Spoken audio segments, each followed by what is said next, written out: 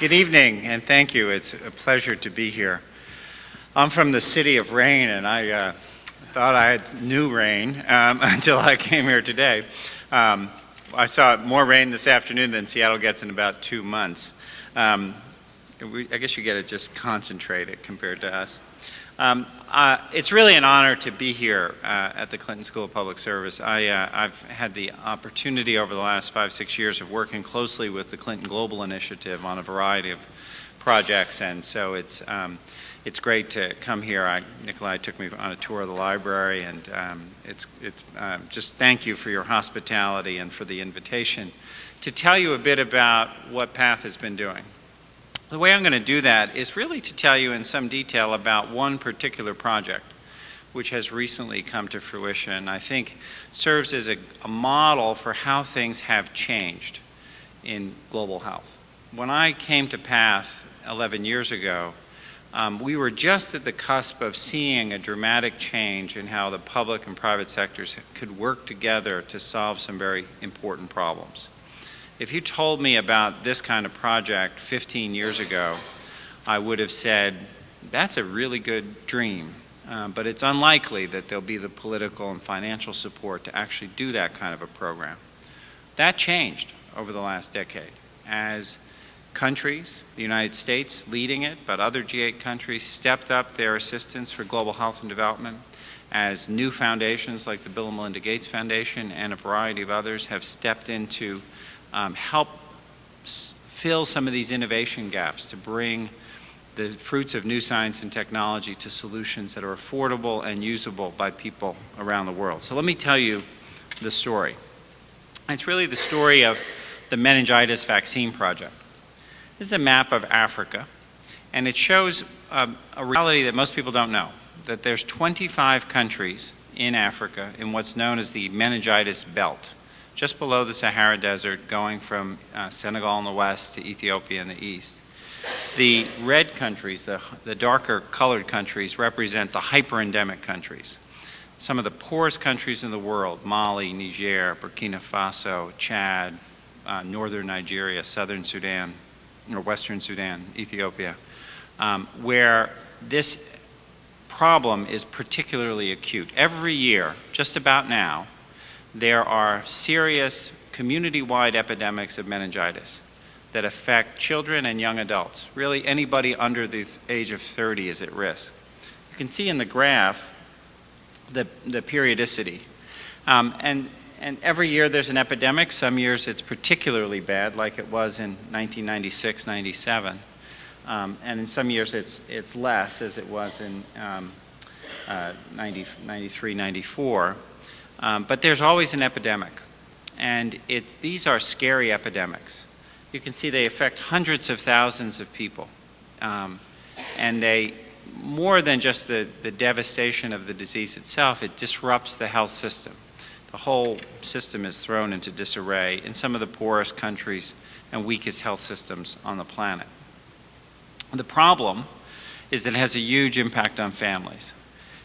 Meningitis kills quickly. Meningitis is an inflammation of the covering of the brain and spinal cord, and it can kill very quickly, often within 1 or 2 days of the onset of symptoms, which in very rural areas is often faster than people can get to hospitals. About 10% of the people who get this infection die, and about 25% of the survivors have long-term neurological effects, the most common of which is deafness. And we did an interesting study in Burkina Faso looking at the impact, how much money a family spent taking care of a person with meningitis. Now, in this country, that'd be thousands of dollars. In Burkina Faso, it's about $90. But $90 represents 3 to 4 months of family income in a country whose gross domestic product is about $270 per person per year. So this is a devastating illness. It's actually one of the most common reasons that families are pushed into poverty or kept in poverty in this part of the world. This is the overflow ward of a hospital in Niger, because the rest of the hospital was already full of people with meningitis laying on cots out on the dirt floor. It has that marked seasonality. One of the things that people in Burkina Faso and Mali would love to see is the kind of rain we had today. We actually don't understand what the seasonality is related to, but the epidemics stop within days of the rains coming in May or June. There's something about the conditions of the just below the Sahara Desert in the hot, dry season, dust, etc. But the epidemics do stop when it rains. It has very high attack rates. It overwhelms the healthcare system. I was in an immunization clinic in Burkina Faso a few years ago and looking at their immunization records, and they had impeccable records of children, and they could measure how many kids they had vaccinated for 9 months of the year. And then in February, March, and April, there was no data. I said, what happened? Where's the data for those 3 months? And they said, well, it was the meningitis season. We were busy dealing with the epidemic, and so a lot of those kids didn't get immunized, and we didn't have time to actually record those we did. So the whole system is disrupted. And in this part of the world, in these 25 countries, about 80% of the meningitis is caused by something called meningitis A, or serogroup A. We haven't seen meningitis A epidemics in this country since the 50s. It's mostly, we have epidemics of meningitis B, and you occasionally hear of small epidemics in college campuses or military barracks where young people come together in crowded conditions. But in this part of the world, it's meningitis A. Now let me contrast that with, this is information from England and Wales, where back in the 1990s, England had epidemics of meningitis C. Same bacteria, different sugar on its cover. And you can see that in the 90s, they had periodic epidemics of meningitis B and C. And so they had cumulatively a fair amount of meningitis. Although you'll notice that in the data from England and Wales, it's hundreds of cases, not hundreds of thousands of cases.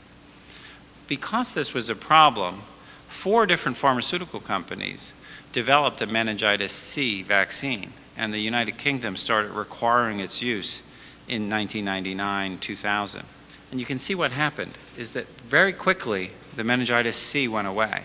So now the only thing that causes meningitis in England and Wales is meningitis B. They took out that extra component. Now there's no reason to think that if you could make a vaccine against meningitis C and eliminate it as a public health problem in England and Wales, that you couldn't do the same thing, use the same science to produce a vaccine for meningitis A. There's no reason to think that it wouldn't work for A when it did for C. There is reason to think it wouldn't work for B because it has a different kind of chemistry. But here was an example of where the science was not only proven, but had been applied to solve an important problem that was affecting hundreds of people in an industrialized, wealthy country. But the same science wasn't applied to hundreds of thousands of cases of meningitis of a different kind in a region that just happens to be the poorest region of the world. So we undertook to form a partnership back in 2001, PATH and the World Health Organization put together a partnership to and approached the Bill and Melinda Gates Foundation for a $70 million 10-year grant to allow us to pursue a fairly immodest goal to eliminate epidemic meningitis as a public health problem in sub-Saharan Africa through the development, testing, licensure, and widespread use of a conjugate meningococcal vaccine. This is scientific language just to say we were going to apply the same science that worked in England and Wales to meningitis A and apply it for these countries in Africa using this new conjugation science, a new kind of vaccine. So we did that. But the first thing that we did was we met with African public health officials, ministers of health, retired immunization program managers in the meningitis belt, and we said, good news, we have $70 million from the Gates Foundation and a partnership between PATH and the World Health Organization to develop a vaccine for your region. We want your ideas before we set out to do that. And what they told us was, if you cannot make this an affordable vaccine, don't make it. Because the only thing worse than not having a solution to this problem would be to have a solution that we cannot afford. So we said, what's affordable in your setting? And our colleagues from Burkina Faso said, if it was less than 50 cents a dose, we would deliver it. Now, let me put that in context, because that's a very inexpensive vaccine. The entire health budget for the government of Burkina Faso back in 2001, I don't think it's changed much since then, was about $6 per person per year. Hard to believe in a country where we spend, $30,000 per person per year, but so 50 cents was a 1/12 of their entire health budget. And it shows you what an important public health problem they viewed this as. So we said, well, that's a pretty tall order to make a new vaccine at 50 cents a dose. So the next place we went was to some retired vaccine industry officials and said, help us understand whether this might even be feasible. And those scientists said, if you use the lowest cost ingredients and you use the most efficient conjugation process, conjugation just means how you combine the two elements of the vaccine together, you could theoretically make this vaccine at about 19 cents a dose. So it's possible. So we said, good. So the next step was to go to the 5 big multinational vaccine companies and ask them if we funded the research and development, whether they would do that with us. And most of them said no. One of them said, we could do it, but we couldn't get a 50 cent a dose. We could get to $3 a dose. And we said, well, why? Theoretically. And they said, yeah, theoretically, but we don't use the lowest cost ingredients, and we don't use the most efficient processes. And we really can't change our entire factory because of this one small project, in their view, a small project for an orphan part of the world. So they were making reasonable business calculations, but their business isn't set up to do this. So we said $3 is not inexpensive enough, because that's still half of the health budget per person per year in Burkina Faso, so we're going to have to find a different solution. So we put together this novel model, which I'll just walk you through, because this is, I think, how global health has changed. These kinds of partnerships weren't happening 15 years ago. We worked with a remarkable company in India called the Serum Institute of India. Most of you have probably not heard of them. They actually make half of the vaccines that UNICEF purchases, and they make about 70% of the global measles vaccine supply. As the profit margins on some of the older vaccines have become much smaller, most of it's gone to offshore production. The Serum Institute of India is a very high volume, very high quality producer. They sell vaccines to, through the United Nations to countries all over the world. And they were already making one of the 2 components of the vaccine, the tetanus vaccine, what's called tetanus toxoid. They were already making that. What we needed then was to bring them the polysaccharide, the sugar that coats the meningitis. And the way you make the vaccine is you take the sugar from the bacteria and you bind it to a very, very effective vaccine like tetanus. And you bind it through a conjugation, a chemical binding. So we turned to a group in the Netherlands called Cinco Biopartners, who makes polysaccharide for anybody, makes it for all the big vaccine companies, and made it for us, and agreed to transfer that know-how to the Serum Institute of India. So today, the Serum Institute of India is making both components of the vaccine, the tetanus component and the polysaccharide themselves. And then we found a conjugation method, of all places, at the US Food and Drug Administration. Not in their regulatory arm, but in their Center for Biological Evaluation and Research, in their basic science laboratories at the federal government laboratories in Rockville. And they had just patented a very efficient process for doing this conjugation chemistry. So we licensed from the FDA to PATH that intellectual property, and then we sub-licensed it to the Serum Institute of India. We funded Indian scientists to travel to the FDA to learn about the process. We funded FDA scientists to go to India to help with the technology transfer. And in our sub-license agreement with the Serum Institute of India, we built in our supply and pricing guarantees that the Serum Institute would make at least 25 million doses a year and would do it at a price of less than 50 cents a dose. In fact, the initial price for the first 25 million doses was 40 cents a dose.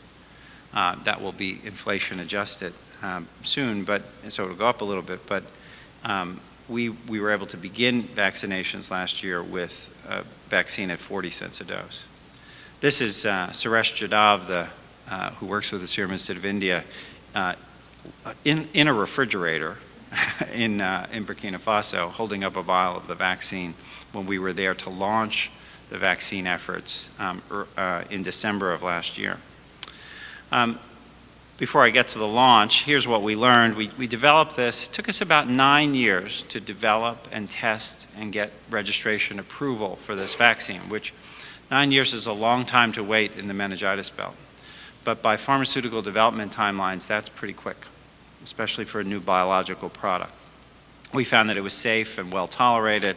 It was highly immunogenic. That is, it produced the kind of immune response we were looking for. And much more immunogenic than existing licensed vaccines that were based just on the sugar component. It also induced memory.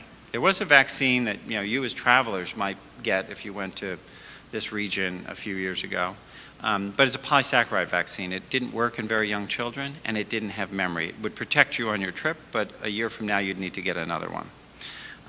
And so far we've seen that there's persistent protection.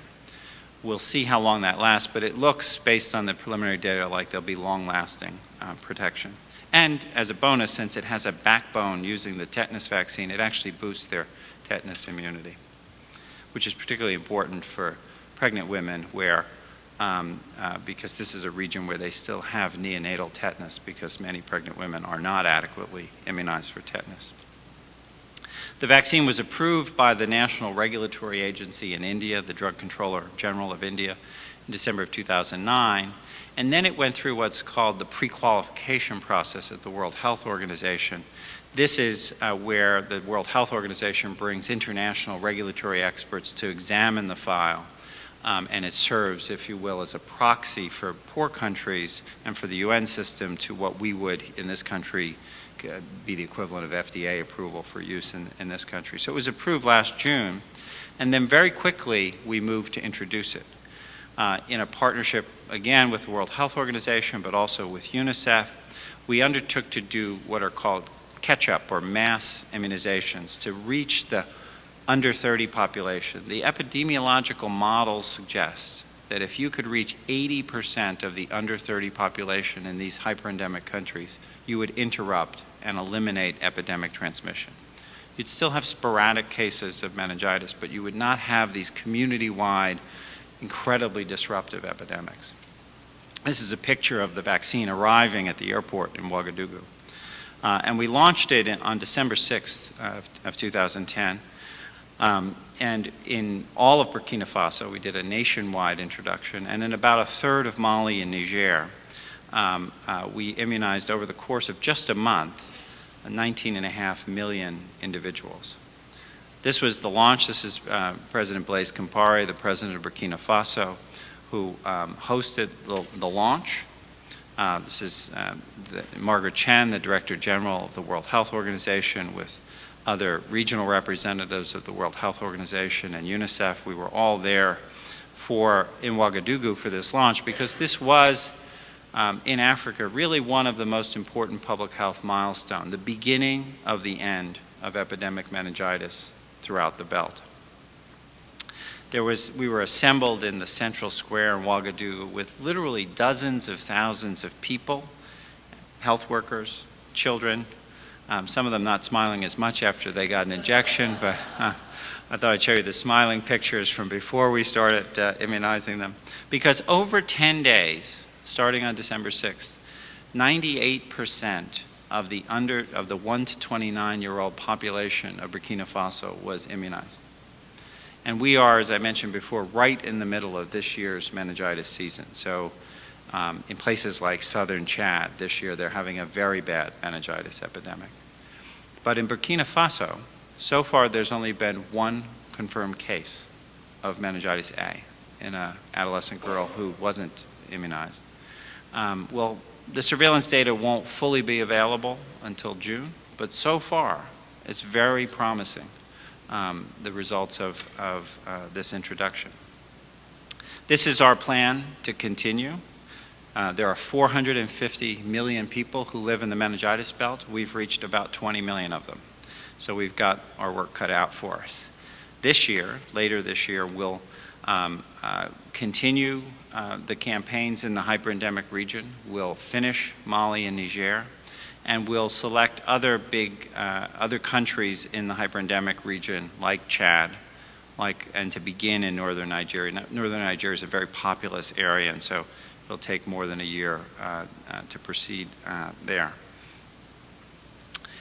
This is the kind of, I show this slide to show you some of the complexity of today's partnerships in global health. Not just the core partners of the meningitis vaccine project, the World Health Organization, the Gates Foundation and PATH, Serum Institute of India, but all of a wide variety of others who have provided laboratory support, the Center for Disease Control, the Health Protection Agency in the UK. We have some partnerships with the London School of Tropical Medicine and the Norwegian Institute of Public Health to document some of the things that weren't in our plan of developing and deploying the vaccine, but are important pieces of science to see if we can actually drop the carriage rate, the number of people who actually carry the meningitis bacteria in the back of their nose, because that's what's going to provide the herd immunity that will protect the people who haven't been immunized for one reason or another. What can we expect? And this is, again, sort of that other story of global health that Nathaniel reported in his opening remarks. Over 10 years, conservatively, we estimate that this strategy will prevent 1.3 million cases of meningitis and 130,000 deaths from meningitis, and 250,000 cases of disability, most of which is deafness. If you go to Ouagadougou, there are several deaf schools that there's a very high population incidence or prevalence of deafness, most of it related to former meningitis. It will also free up the the resources that are currently being used to combat these annual outbreaks. We estimate that in the 6 hyperendemic countries, purchasing this vaccine and using it will actually save them money, because they won't have to spend money chasing these epidemics when they occur each year. And then finally, to relieve that drain on families and communities of spending 3 or 4 months of their annual income on treating meningitis among a family member. So that's the example. Now I want to give you just a little bit of background on PATH and mention a few other examples and then open it up for questions. PATH is an acronym. It's the Program for Appropriate Technology in Health. We were founded in Seattle about 34 years ago. We currently work in 70 countries around the world. Our vision is of a world where innovation ensures that health is within reach for everyone. I think part of the definition of global health these days is a growing intolerance around the world for the equitable distribution of the problems of disease and death that are preventable. And we think that innovation, the kind of innovation I outlined in the meningitis vaccine project, can help us close that gap and to make sure that everyone has health within reach. Our mission is to improve the health of people around the world by advancing technologies, strengthening systems, and encouraging healthy behaviors. And what we've learned in over 3 decades is that if you really want to improve people's health, you have to do a little bit of all 3 of these things. That if all you did was to develop new technologies, even if you did it so that they were affordable, designed for the rugged conditions of the developing world where there might not be adequate electricity or refrigeration, et cetera. If that's all you did, they would generally, and they often have, sat on the shelf. You have to, in parallel, work with governments, with community groups, on strengthening the health systems to adopt, to recognize, adopt, and use that innovation, to scale its use.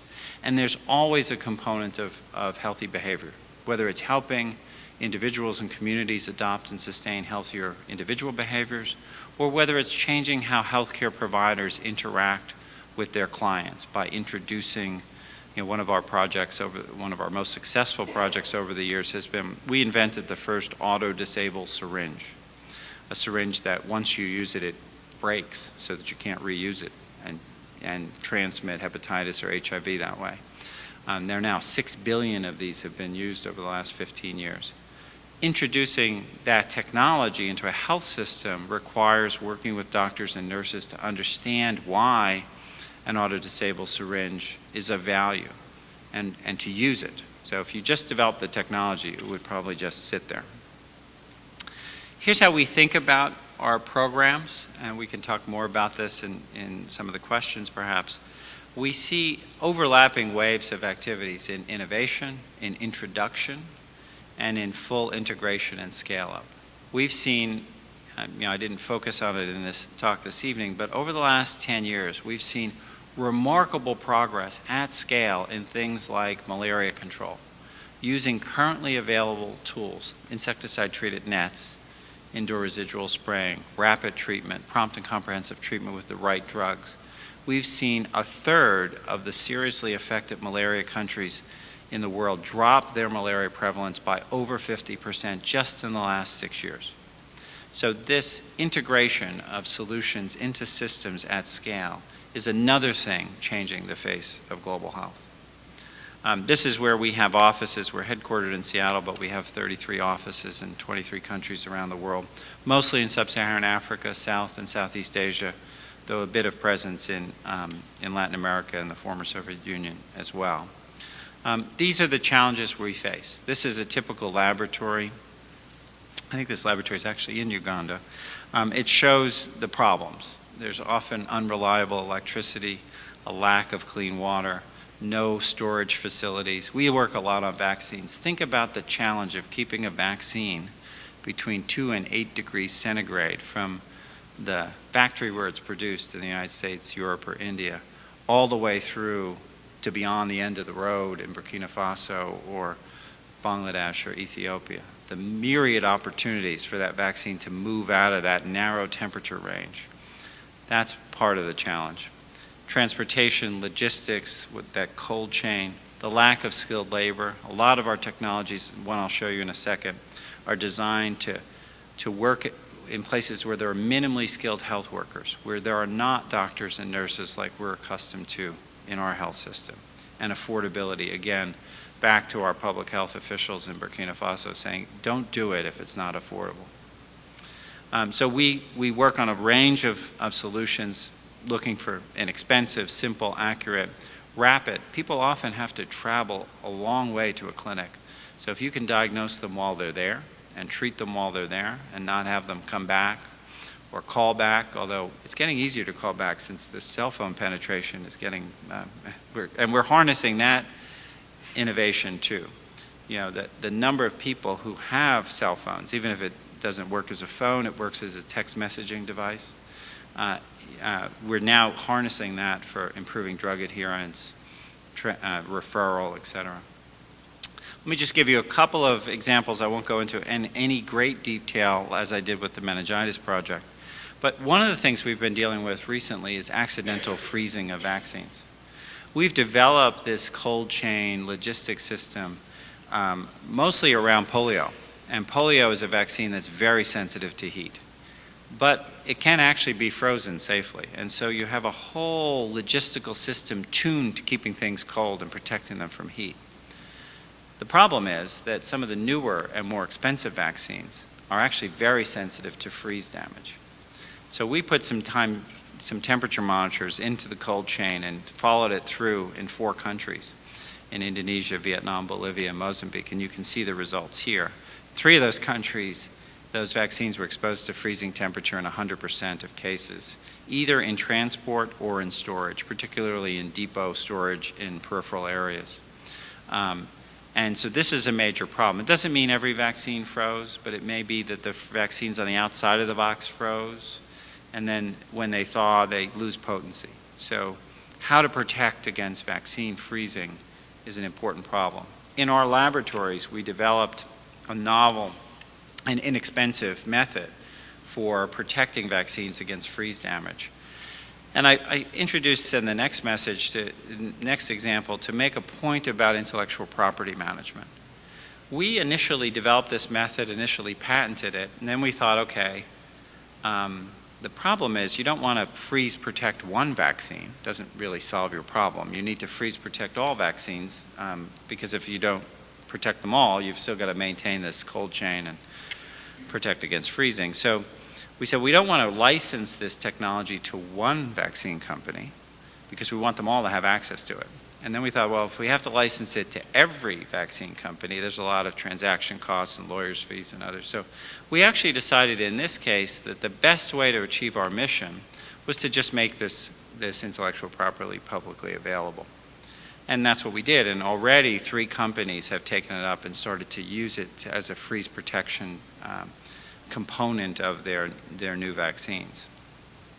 In contrast to that is another example. This is a technology we developed in our engineering facilities called Uniject. This is the problem we were trying to solve here is that there are a lot of life-saving medicines and vaccines that can't be given because there are not skilled health workers to give them.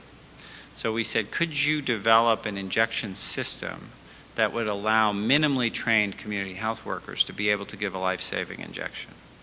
And so this is what in the medical device literature is known as a self-contained unit dose administration system. It's a plastic bubble with a needle on it. and it has a very important one-way valve. And it also, so the way it works is you put this, you put the needle into the muscle and you squeeze the bubble. Bubble collapses, it doesn't re-expand, it can't be refilled. It avoids the problem of having to calculate the dose, et cetera. So for important problems like one of the things that we're most concerned about is preventing maternal death. The most common cause of death in childbirth around the world is postpartum hemorrhage. And about half of the postpartum hemorrhage can be prevented by giving an injection of oxytocin immediately after the baby's born to help the uterus contract and prevent that bleeding. But in many places, births occur at home, are attended by minimally trained midwives, community midwives, who, if you, in low light conditions, had to take an ampule of oxytocin, which is both heat and light sensitive, calculate the dose, draw up the dose while they're trying to keep the baby they just delivered warm, they wouldn't be able to do it. Whereas if you can put the oxytocin into a self-contained device like this, so there's no calculation, it's simply put this in the muscle, squeeze the bubble, and help prevent half of the cases of the most common cause of maternal mortality. So it's designed for that minimally trained healthcare worker. I show this example again to talk about intellectual property because often in global health and development there's a highly polarized debate about intellectual property that's largely unhelpful. We think about it, intellectual property is neither good or bad, it is a means to pursue our mission. You saw in the vaccine stabilization the best way to pursue that was to make it openly available. In this case, we developed it and tested at a pilot level in our laboratories this device, but to get it to scale required licensing it to, in this case, Becton Dickinson, the world's largest manufacturer of needles and syringes. They would not have done that and made the substantial investment they needed to make in scaling up the manufacturing process had we not had a very strong intellectual property position and a willingness to license that to them in a protected way. So in this case, carefully managing the intellectual property was essential to attracting the commercial partner that we needed to be able to take this to scale and make it affordable and to meet our mission. So in each of our projects, and we now have hundreds, we think about intellectual property as a tool rather than as an end to itself, which is, I think, part of the way we need to evolve this debate about the role of intellectual property in global development. We now have several different technologies, drugs and vaccines that have been put into the Uniject device. In Indonesia, for instance, they use this to give a birth dose of the hepatitis B vaccine so that they can help prevent maternal to child transmission of hepatitis B. We're exploring other applications of it. We're working with a company that recently reformulated Depo-Provera, the injectable contraceptive, 3-month long-lasting contraceptive, into a subcutaneous formulation. So in this device with a much shorter needle, the community health workers will be able to give contraceptive injections subcutaneously, much like a diabetic would give themselves an injection of insulin. The final example I want to give, again, Nathaniel talked about it in his example from Uganda. Another area we've been very concerned about and working on is addressing the problem of cervical cancer. Cervical cancer is the #1 cause of cancer death among women in poor countries. And it's because this map shows that basically the darker the color, the higher the incidence of cervical cancer. And the main reason is because there's no cervical cancer screening program. There's no pap smear screening. Pap smears require very advanced skill by cytologists to read them. They're not very sensitive even then. We get over those limitations of an insensitive test by doing the test frequently. But what we're trying to do is come up with a test that could be done less frequently, because in some places we may only be able to screen women every 5 or 10 years. So we need a more sensitive test and a more affordable test, and one that doesn't require a skill set of, many of these countries in these high prevalence areas have no cytologists, let alone enough to read pap smears for the entire country. So we've been working with QIAGEN, a molecular diagnostics company, in taking a test that they have and which they sell in the US market and making it more affordable and more adapted to developing country settings, so that we can bring a affordable and appropriate diagnostic test for cervical cancer screening to poor countries, and therefore identify women with pre-cancer or early cancer at a time when they can be treated, so that we can prevent the very high rates of death from cervical cancer that were on that map. And this involves doing things like thermostabilizing the reagents, right? In this country, the test requires that the reagents for the test be kept in the refrigerator. Well, the refrigerator may not work, or it's fueled by kerosene, and kerosene refrigerators not very reliable. So we changed the reagents so that they could be stored at room temperature. We changed the readout on the device so that you don't have to be a trained medical technologist to be able to program and read the results. It's pretty much a formula sort of with a simple job aid that someone with some training, but not a lot, could help read these tests and determine them. So that's the last example I'm going to give. I'll end by just outlining how we think about this movement, if you will, the value chain from innovation to impact, beginning with research, through product development, thinking about how do you design for affordability, how do you design for the poorly resourced and understaffed health systems where the technology is going to have to be used, how do you work with the regulatory processes, and then what are the introduction strategies to bring this into programs, working with governments and community groups, and ultimately scaling up. All along the way, we need to be cultivating the financial commitment and political leadership that we've seen grow in the last 10 years or so, and to be engaging affected communities, because ultimately these solutions aren't taken up unless those communities are engaged. There's lots of information on our website. I'd draw your attention to this particular one, which outlines some of the learning that we've had from these public-private partnerships across many different examples. And there are case studies of our work on malaria vaccines and Japanese encephalitis vaccines and other important low-cost technologies. And with that, I'll end and open up for questions. Thank you.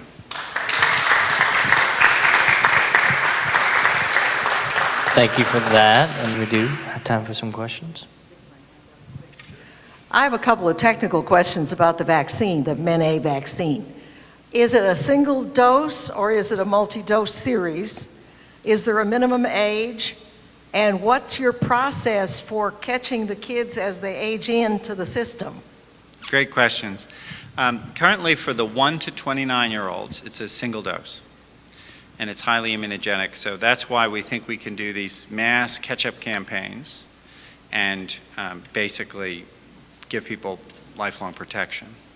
We obviously haven't followed a long enough cohort, but based on the surrogate markers, it looks like it should provide long-term protection.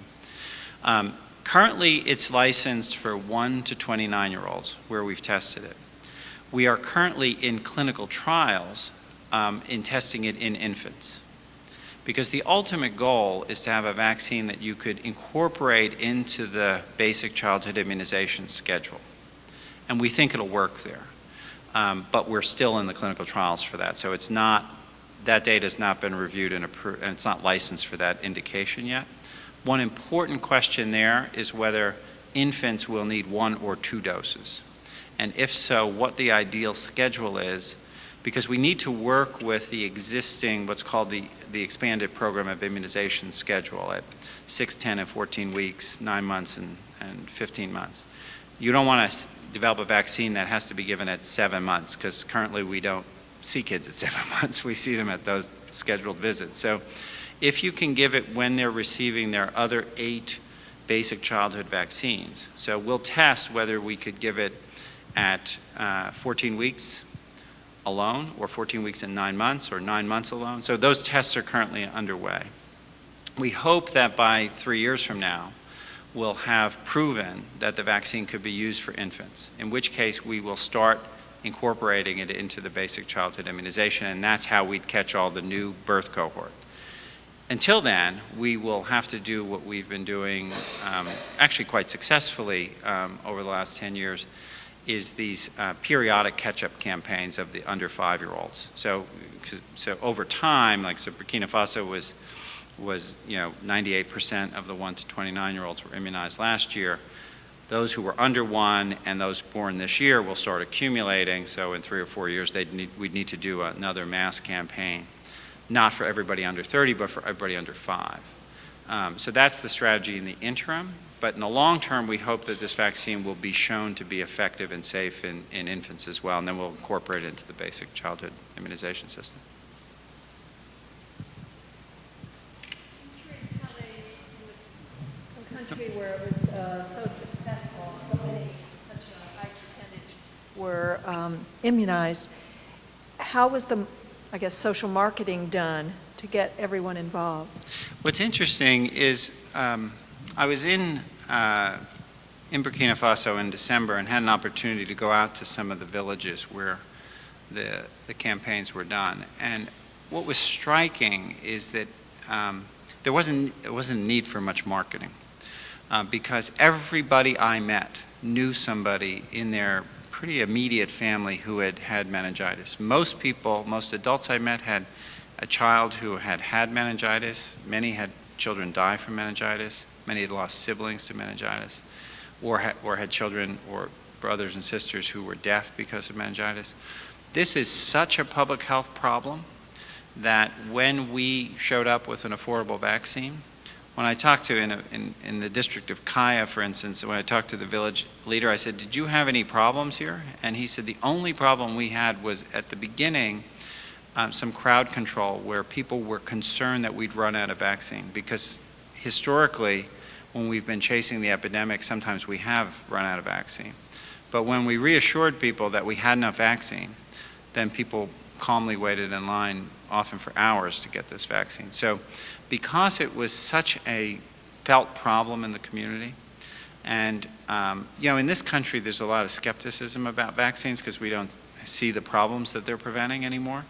But in this community, like, you have an affordable vaccine for meningitis, where do I line up? So that hasn't been, we haven't had to market it, if you will.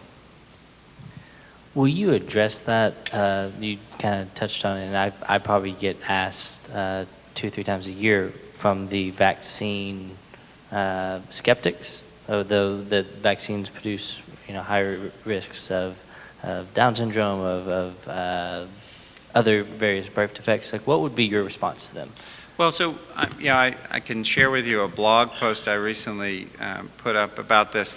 So first, again, we just need to look at the science, right? There have been 2 Institute of Medicine panels specifically put together to look at the data on immunization and autism. Neither found any credible evidence. 2 months ago, the British Medical Journal published a report, investigative report, showing that the initial study published in the UK by Wakefield in the late 90s that purported to show a link between autism and, in that case, particularly the measles, mumps, and rubella vaccine, not only has not been shown in other studies, but in fact they found that the investigator, Andrew Wakefield, had falsified the data in every single one of the cases. And when that report came out in the British Medical Journal, the blog I wrote was about how surprised I was that there was not more attention from the public health community. Here's a fake study that caused a generation of parents to question whether to use a vaccine that prevents 3 very serious diseases. And it was shown to be fraudulent. And when that was published, I think partly because people knew that already, but most of the people in the general public don't know that. So we've become accustomed to living without these diseases. So we don't see children dying from measles.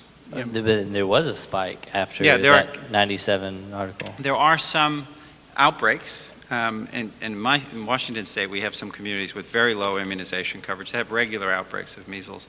But even then, with well-nourished children, and relatively small outbreaks, there's not a lot of death from measles. There's some illness and some neurological complications.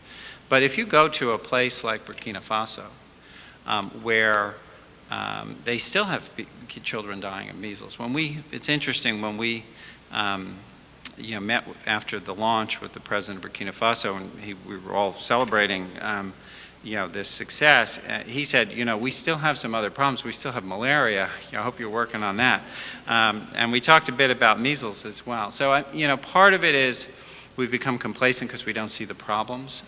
And part of this discourse is not driven by science, because every time we've had the Institute of Medicine and the American Academy of Pediatrics look at this, there's just no science to support that association. Marina?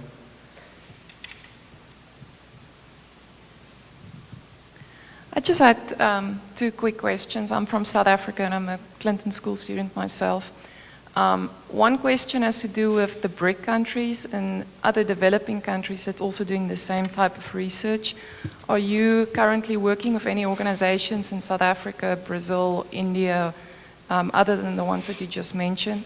And then number 2, when you look at the meningitis belt in itself, it's also, if you can put it that way, the corruption belt in Africa. So what's the strategies to kind of, do you have any specific policies? Which countries, do you work with? Because there's a lot of corrupt leaders right now, and do you still choose to work with those leaders? Thank you. So there's 2 important questions there. The first about the BRIC countries, which for those who may not know that terminology, refers to Brazil, Russia, India, China, South Africa. Countries that have mature or rapidly maturing innovation systems and are in emerging markets where their innovation capability has really become very essential in terms, particularly for innovating for low-cost health products. So the example from India that I use with the meningitis project is one of probably a dozen partnerships we have in India. We probably have half a dozen partnerships in China. We have fewer but important projects in Russia, Indonesia, South Africa, and Brazil, because these countries have become very important, companies in these countries have become very important parts of the global ecosystem for innovation, particularly price-sensitive product innovation. And so we're very much pursuing that. In fact, we have an interesting partnership in South Africa with a company where we're actually working with them and a Chinese company and promoting some of that south-to-south exchange of innovation as well. That's not the kind of thing we can do in really poor countries with no innovation system like Burkina Faso, that you doing product development there would be very difficult. So yes, we're very much interested in the BRICS countries as a place for innovation partnerships. In terms of corruption, it's one of the challenges is that there is a lot of corruption in many places, and particularly, here's the challenge, is that if you look at this considerable success of the last couple of decades, we've succeeded more in the places that are less poor and better governed. So as we approach the Millennium Development Goals, we see that health inequity, sort of somewhat paradoxically, gets greater before it goes away, right? So the problems are now increasingly concentrated in some of the poorest and less well-governed places with considerable corruption. Half of the world's vaccine-preventable disease is in 5 countries. Half of the world's maternal mortality is in 6 countries. Half of the world's new HIV infections are in 8 countries. There's a lot of overlap, and there are places like Nigeria, the Democratic Republic of Congo, Ethiopia, et cetera. So if you want to meet the MDGs, you're going to have to work in those places. The question is how. How do you partner? How do you, bring, state-of-the-art, expected best practices around anti-corruption? It's a little bit easier with vaccine supply because there's not a big aftermarket, if you will, for vaccines, and because of the cold chain, it's hard to re-import them, or so it's more challenging with, and they're hard to counterfeit, if you will. But that's very much a problem with drugs, where we've done some studies and some things where if you go in the market and buy drugs, they're either completely fake or they're subpotent, or so that's a big problem. Building surveillance systems, there's some innovative new technologies, potentially using new information communication technologies. It's a very interesting technology out of Ghana where they're putting scratch-off numbers on packaging of good quality drugs. And so when you're at the pharmacy and you're buying this ampicillin, you scratch off the code, you text message the code to a central server, and it comes back within 30 seconds telling you whether that's a legitimate code or not. So there's some very interesting technologies that may help to enable some of that reduction in corruption. One of the things we've seen, for instance, is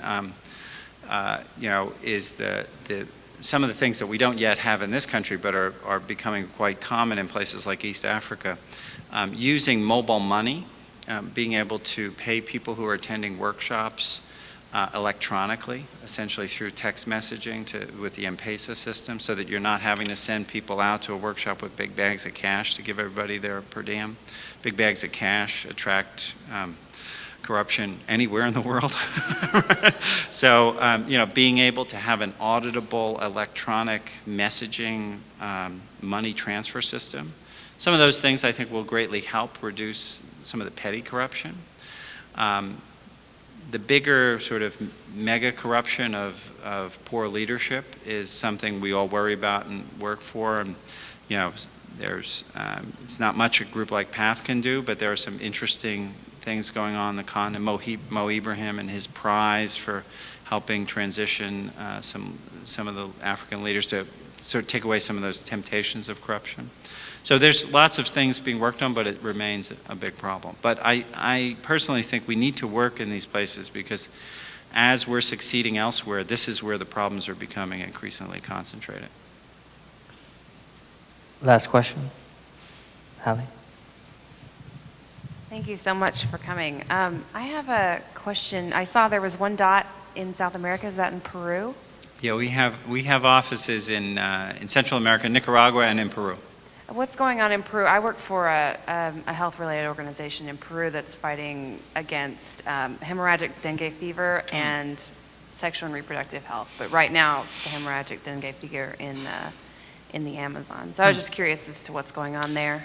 Our biggest program in Peru has been our cervical cancer prevention program. So we started out 10 years ago, we were one of the founding members of something called the Alliance for Cervical Cancer Prevention, and Peru's been one of the countries in Latin America most interested in developing low-cost cervical cancer prevention programming.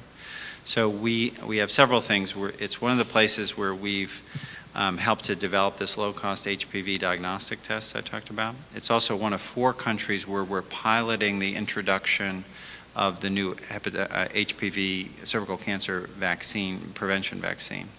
And it's been an interesting learning experience because one of the challenges is the HPV vaccine needs to be given to young adolescents. And we don't have a system for reaching young adolescents with all the other good things that we could be doing for them. And so we've been working with both the Ministry of Health and Education in Peru to look at school-based programming, which actually looks like it'll be quite feasible in Peru because most girls are still in school at the age at which the HPV vaccine needs to be given.